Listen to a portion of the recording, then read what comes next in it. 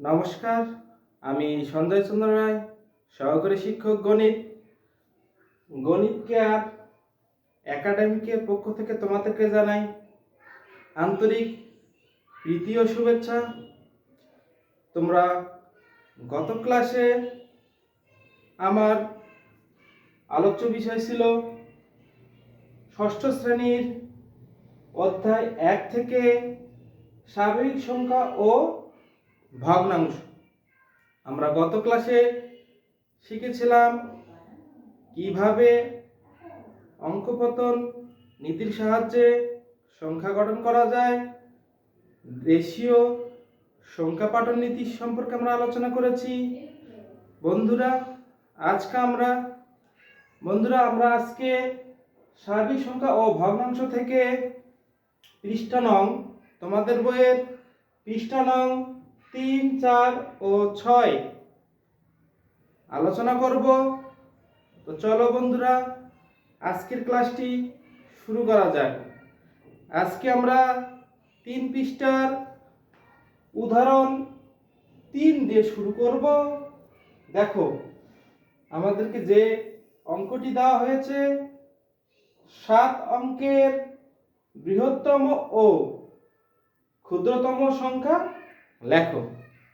বন্ধুরা, গত ক্লাসে আমরা অঙ্ক কি সে বিষয়ে আলোচনা করেছি। তোমরা অবশ্যই অঙ্ক কি সেটা বুঝেছো। তো চলো, অঙ্ক দিয়ে আজকে আমরা বৃহত্তম ও ক্ষুদ্রতম সংখ্যা তোমাদেরকে লিখে দেখাবো এবং শেখাবো। তোমরা মনোযোগ সহকারে আমার ক্লাসটি দেখবে। তোমরা যারা এখনো আমার চ্যানেলটি সাবস্ক্রাইব করনি, তারা অবশ্যই আমার গণিত কেয়ার একাডেমি চ্যানেলটি সাবস্ক্রাইব করে দেবে এবং বেল আইকনটি দিয়ে রাখবে। তাহলে পরবর্তী ক্লাসগুলো দেওয়া মাত্রই তোমাদের কাছে চলে যাবে। তো চলো বন্ধুরা, কথা না বাড়িয়ে ক্লাসটি শুরু করা যাক। তো আজকে গত ক্লাসে আমরা শিখেছিলাম যে অঙ্ক কি, 0 থেকে 9 পর্যন্ত যে 10টি প্রতীক বা চিহ্ন আমরা ব্যবহার করি, মূলত সেগুলোকেই অঙ্ক বলা হয়। দেখো, বলছে অঙ্কের বৃহত্তম ও ক্ষুদ্রতম সংখ্যা। 7 অঙ্কের বৃহত্তম ও ক্ষুদ্রতম সংখ্যা লেখো।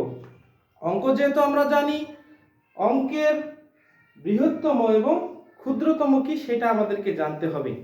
তো চলো, যেহেতু অঙ্ক 0 থেকে 9 পর্যন্ত এই 10টি হচ্ছে আমাদের অঙ্ক, তাহলে বন্ধুরা তোমরা নিজেরাই চিন্তা করো যে 0, 1, 2, 3, 4, 9 এই যে আমাদের অঙ্কগুলো আছে, এখানে সবচেয়ে বড় কে? সবচেয়ে বড় বা বৃহত্তম হচ্ছে 9। তাহলে এখানে বোঝা যাচ্ছে আমাদের 7 অঙ্কের বৃহত্তম। তাহলে অঙ্কের বৃহত্তম, তার মানে অঙ্ক যেহেতু আমাদের এগুলো, তাহলে অঙ্কের বৃহত্তম সংখ্যাটি হচ্ছে 9। এবং বলছে কি অঙ্কের ক্ষুদ্রতম সংখ্যা। অঙ্কের ক্ষুদ্রতম সংখ্যা, দেখো বন্ধুগণ, অঙ্কের ক্ষুদ্রতম সংখ্যা তো 0, কিন্তু আমরা মনে রাখবো 0 কখনোই সামনে বসা যাবে না। যদি আমরা 0 সামনে বসাই, তাহলে এর কোনো অর্থ বা মান থাকে না। এখন বলেছে, দেখো বন্ধুগণ, 7 অঙ্কের বৃহত্তম ও ক্ষুদ্রতম সংখ্যা লেখো। তো চলো আমরা সমাধান করি। তাহলে সমাধান,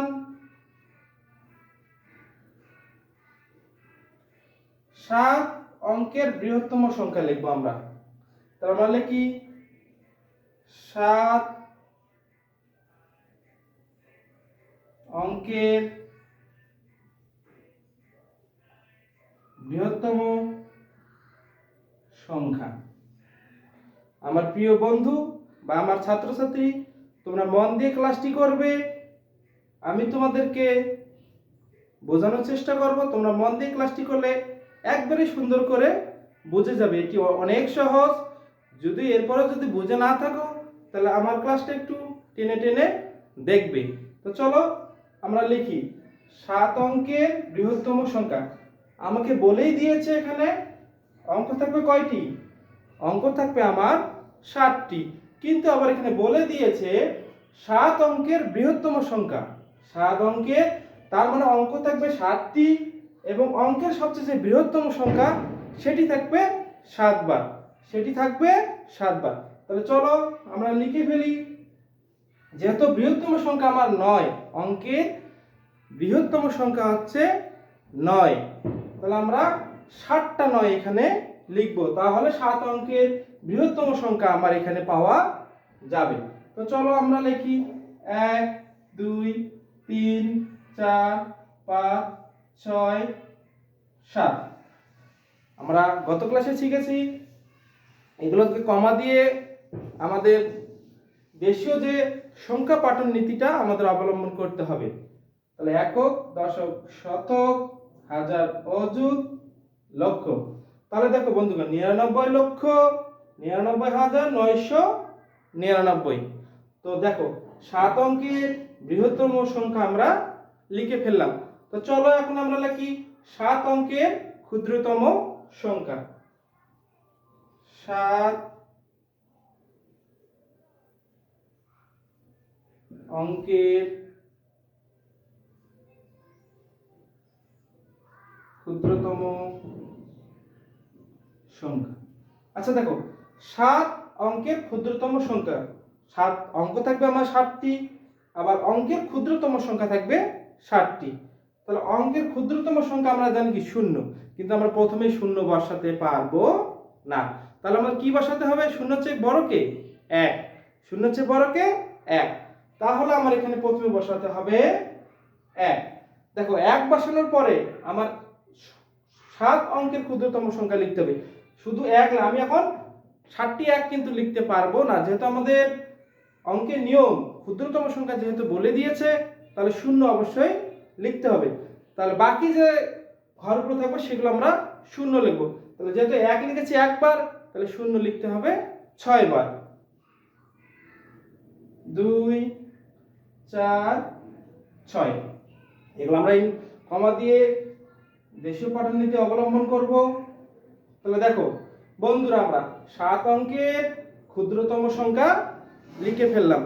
তোমাদের যদি বুঝতে একটু কষ্ট হয়, তোমরা ক্লাসটি টেনে একটু দেখবে। তো চলো আমাদের উদাহরণ 3 শেষ। বন্ধুরা দেখো, তোমাদের বইয়ের 6ষ্ঠ পৃষ্ঠায় অনুশ্রেণীর একটি অঙ্ক সেম এইরকম আছে। একটি অনুরূপ অঙ্ক তোমাদেরকে অনুশ্রেণীতে দিয়ে রাখছে। তাহলে অনুশ্রেণী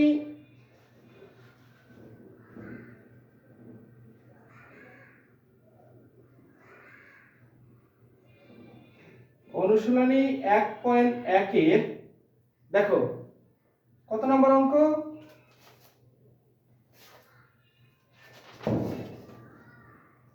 4 নম্বর অঙ্ক। তোমাদের অনুশীলনী 1.1 এর 4 নম্বর অঙ্ক। এখানে দেখো আছে 9 অঙ্কের বৃহত্তম ও ক্ষুদ্রতম সংখ্যা লেখো। কয় অঙ্কের? 9 অঙ্কের বৃহত্তম ও ক্ষুদ্রতম সংখ্যা লেখো। তাহলে দেখো আমরা সমাধান করি।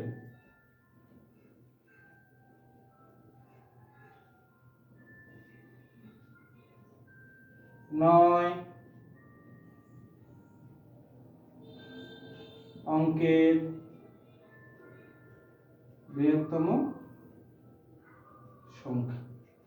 আমরা আগেই জেনেছি অঙ্কের সবচেয়ে বৃহত্তম সংখ্যা হচ্ছে 9, আবার এখানে দেওয়াও আছে আমাদের 9, তার মানে 9টি 9 আমাদেরকে এখানে লিখতে হবে। তার কয়টা লিখবো? 1 2 3 4 5 6 7 8 9। আমরা দেশীয় সংখ্যা পাঠন রীতি অবলম্বন করব। একক, দশক, শতক, হাজার, অযুত, লক্ষ। একক, দশক, শতক, হাজার, অযুত, লক্ষ, নিযুত, কোটি। তাহলে দেখো একক, দশক, শতক, হাজার, অযুত, লক্ষ, নিযুত, কোটি। তাহলে আমার 9 অঙ্কের বৃহত্তম সংখ্যা আমরা লিখে ফেললাম। এখন চলো আমরা 9 অঙ্কের ক্ষুদ্রতম সংখ্যা লিখব। 9 অঙ্কের ক্ষুদ্রতম সংখ্যা।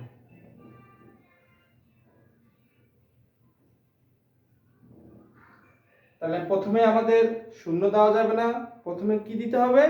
1। তাহলে আমরা এই 1 লিখলাম। এখন বাকি থাকলো আমার 8 ঘর, তার মানে 8টা শূন্য আমাকে বসাতে হবে। 2 4 6 8। তাহলে বন্ধুরা দেখো, আমরা সুন্দর করে 7 অঙ্কের এবং 9 অঙ্কের বৃহত্তম এবং ক্ষুদ্রতম লেখা শিখে গেলাম। তোমরা বাসায় আরো এরকম সংখ্যা নিয়ে অনুশীলন করবে, তাহলে তোমাদের আর ভুল হবে না। তো চলো আমরা এখন পরবর্তী অঙ্কে চলে যাই। দেখো বন্ধুরা, তোমাদের বইয়ের চতুর্থ পৃষ্ঠায় উদাহরণ নাম্বার 4 নিয়ে আলোচনা করবো এখন। তো দেখি 4 নাম্বার অঙ্কটি কি আছে, আমরা বোর্ডে তুলি। উদাহরণ 4, পৃষ্ঠা নাম্বার 4।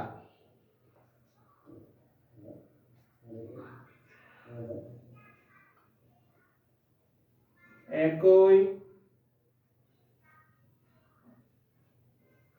অঙ্ক মাত্র একবার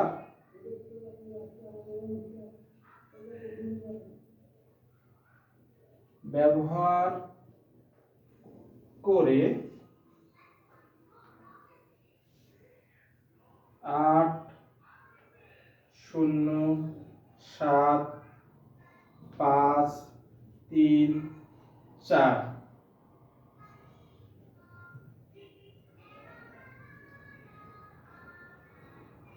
অঙ্কগুলো দ্বারা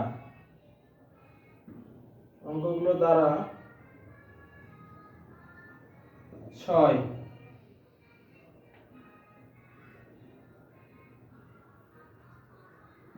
অঙ্কের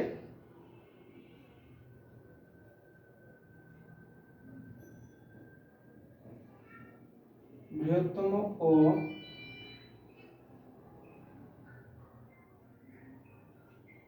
ক্ষুদ্রতম সংখ্যা গঠন করো। দেখো, আগের মতনই আমাদের এই নিয়ম, কিন্তু এখানে আমাদের সংখ্যাগুলো তারা দিয়ে দিয়েছে।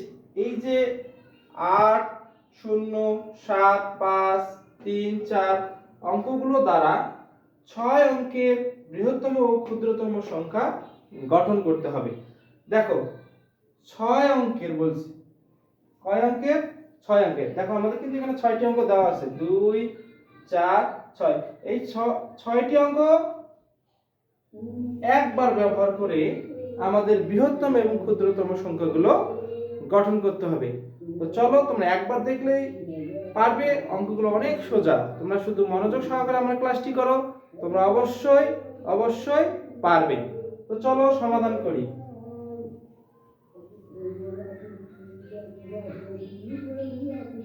সংখ্যাগুলো 8 0 7 5 3 4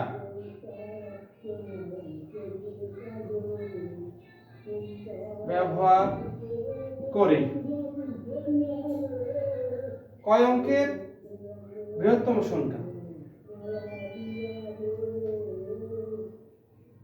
6 অঙ্কের বৃহত্তম সংখ্যা। দেখো আমি বারবার বলেছি, যে অঙ্কগুলোর মধ্যে বৃহত্তম সংখ্যা বলছে আমাদেরকে। ওখানে আমাদের অঙ্ক দেওয়া ছিল না, কিন্তু এখানে আবার অঙ্কগুলো দিয়ে দিয়েছে। এখন আমাদের দেখতে হবে এখানে সবচেয়ে বৃহত্তম সংখ্যা কোনটি। এখানে সবচেয়ে বৃহত্তম সংখ্যা হচ্ছে 8। তাহলে আমরা 8 লিখলাম। এরপরে ছোট সংখ্যা কি? 7। তারপরে আমাদের 5, তারপরে 4, তারপরে 3, তারপর 0। তার মধ্যে তোমরা বুঝেই গেছো বৃহত্তম সংখ্যা হলে অবশ্যই বৃহত্তম অঙ্কগুলো আগে লিখতে হবে, ছোট সংখ্যাগুলো পরে লিখতে হবে। এখন আমরা কমা দিয়ে নেব। দেখো এখন 6 অঙ্কের ক্ষুদ্রতম সংখ্যা। দেখো এখানে সবচেয়ে ক্ষুদ্রতম সংখ্যা কিন্তু কি? 0। কিন্তু 0 প্রথমে আমরা বসাতে পারবো না, এটা আমাদের নিয়মের বাইরে। তাহলে অবশ্যই তাহলে আমাদের কি করতে হবে? 0-এর আগে যে বড় সংখ্যাটি আছে সেটি আমার বসার পরে 0 বসাইতে হবে, তারপরে বাকি সংখ্যাগুলো আমরা সাজিয়ে লিখবো। তাহলে 0 থেকে বড় এখানে আমাদের 3। তাহলে আমার অবশ্যই এখানে বসাইতে হবে আগে কি? 3। 3 বসানোর পর আমাদেরকে 0 বসাইতে হবে। তারপরে 3-এর থেকে যে বড় সংখ্যাগুলো সেগুলো আমরা ধারাবাহিকভাবে বসাবো। 4, 5, 7, 8। তাহলে দেখো বন্ধুরা, আমার অঙ্কটি সমাধান করা হয়ে গেছে। আমি আবার একবার বলি, 6টি অঙ্ক আমাদের দেওয়া আছে। এই অঙ্কগুলো নিয়ে আমাদেরকে একবার ব্যবহার করে একটি অঙ্ক একবার ব্যবহার করে আমরা বৃহত্তম সংখ্যা গঠন করব এবং ক্ষুদ্রতম সংখ্যা গঠন করব। তোমরা অবশ্যই বুঝতে পেরেছো। চলো এই নিয়মে আমাদের অনুশীলনীতে আরো অঙ্ক দেওয়া আছে, সেগুলো সমাধান করার চেষ্টা করি। তো চলো পৃষ্ঠা নং 6 এর অনুশীলনী 5 নম্বর অঙ্ক আমাদের বইয়ের।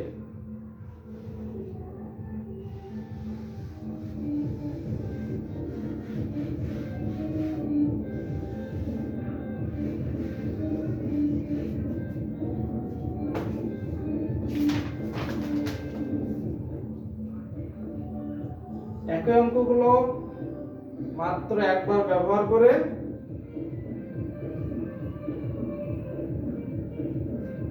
বৃহত্তম ও ক্ষুদ্রতম সংখ্যা গঠন করো।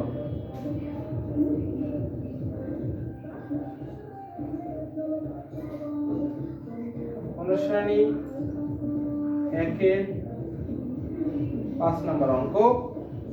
দেখো আমাদের এখানে 2টি অঙ্ক দেওয়া আছে, আমরা 2টি অঙ্ক সমাধান করার চেষ্টা করি। অঙ্ক নাম্বার 1,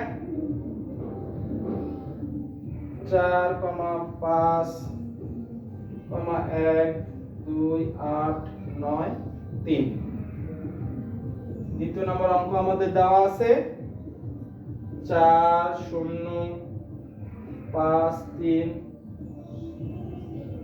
9, 8, 7। তো দেখো অঙ্কগুলো আমরা সমাধান করি। দেখো 1-এর সমাধান।